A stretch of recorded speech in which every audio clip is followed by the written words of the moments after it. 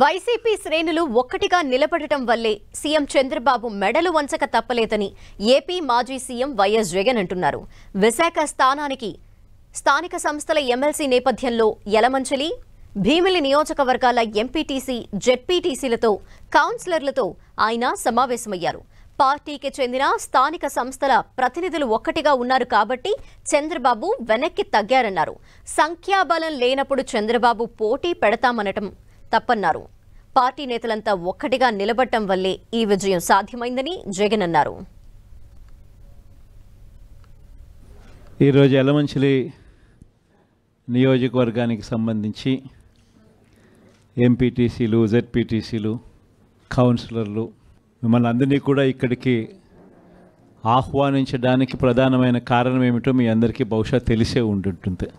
మనమంతా ఒక తాటి మీద గట్టిగా ఉండాం కాబట్టి, గట్టిగా నిలబడగలిగినాం కాబట్టి ఆయన కూడా మెడలు వంచక తప్పలేదు.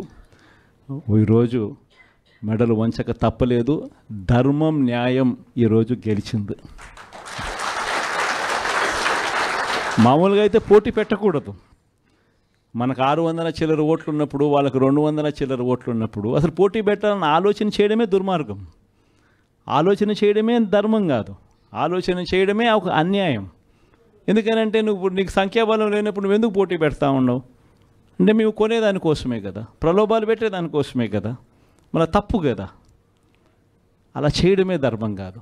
కానీ అలాంటి మనిషి అలా చేయడం తన నైజం.